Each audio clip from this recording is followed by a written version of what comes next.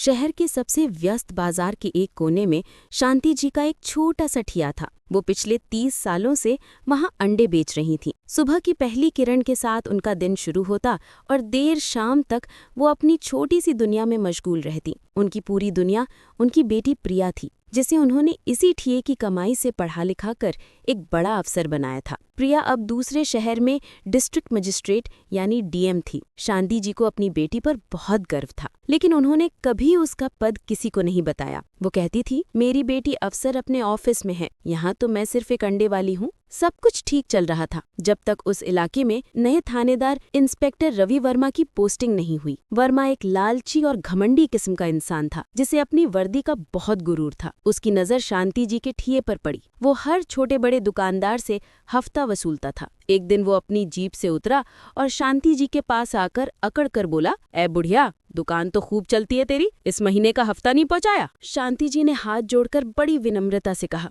साहब, मैं दिन भर में मुश्किल से 200-400 रुपए कमाती हूँ। इसी से मेरा और मेरी बेटी का गुजारा होता है। मैं आपको पैसे कहाँ से दूं? बेटी? वर्मा हंसा।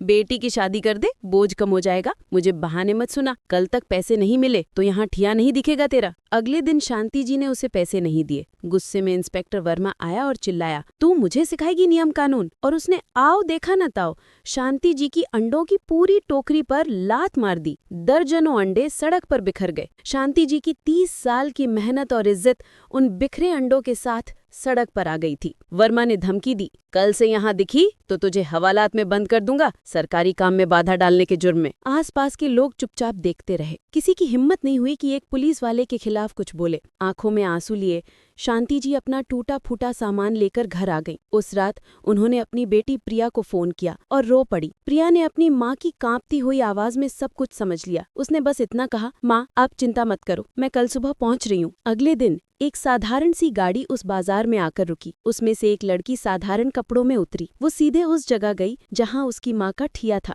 उसने आसपास के दुकानदारों से बात की। शुरू में तो सब डरे हुए थे, लेकिन जब प्रिया ने उन्हें हिम्मत दी तो एक दो लोगों ने दबी जुबान में इंस्पेक्टर वर्मा के कारनामों के बारे में बताया। इसके बाद प्रिया सीधे पुलिस स्टेशन पहुंची। इंस्पेक्टर वर्मा अपनी कुर्सी पर बैठा चाय पी रहा था। उसने प्रिया को देखा और लापरवाही से पूछा, हाँ क्या काम है?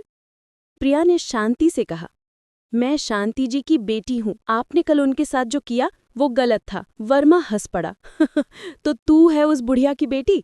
जा अपनी माँ को समझा दे, पुलिस से पंगा ना ले, निकल यहाँ से, वरना तुझे भी अंदर कर दूंगा। प्रिया ने एक गहरी सांस ली और अपनी आवाज में अधिकार लाते हुए बोली, इंस्पेक्टर वर्मा, आप एक सरकारी अफसर हैं और मैं भी। मेरा नाम प्रिया शर्मा है और मैं इस जिले की नई डिस्ट्रिक्ट मजिस्ट्रेट हूँ। मैंने आज सुबह ही चार्ज लिया है। ये सुनते ही वर्मा के हाथ से चाय का कप छूट गया। उसका चेहरा सफेद पड़ गया। वो हड़बड़ाकर कुर्सी से खड़ा हो गया। प्रिया की आवाज अब स्टील की तरह सख्त थी। आप बस अपनी ड्यूटी कर रहे थे। एक गरीब और अकेली औरत को परेशान करना आपकी ड्यूटी है। आपके खिलाफ हफ्ता वसूली और सत्ता का दुरुपयोग की कई शिकायतें हैं। मैं आपको तत्काल प्रभाव से सस्पेंड करती हूँ और आपके खिलाफ एक विभागीय जांच का आदेश देती हूँ। प्रिया ने अपनी माँ को फोन किया, माँ आप कल से अपने ठिये पर बैठना, आपको अब कोई परेशान नहीं करेगा। अगले सुबह जब शांति जी अपने ठिये पर पहुंची तो पूरा बाजार उन्हें सम्मान से देख रहा था। लोगों ने मिलकर उनके नुकसान की भरपाई कर दी थी। शांति जी ने गर्व से अपना काम शुरू किया, क्योंकि आज उनकी बेटी ने न केवल उन्हें इंसाफ दिलाया था, बल्कि ये भी साबित कर दिया था कि शिक्षा वो ताकत है जो सबसे बड़े अहंकार को भी तोड़ सकती है। तो दोस्तों, ये कहानी हमें सिखाती है कि पद और शक्ति का सही उपयोग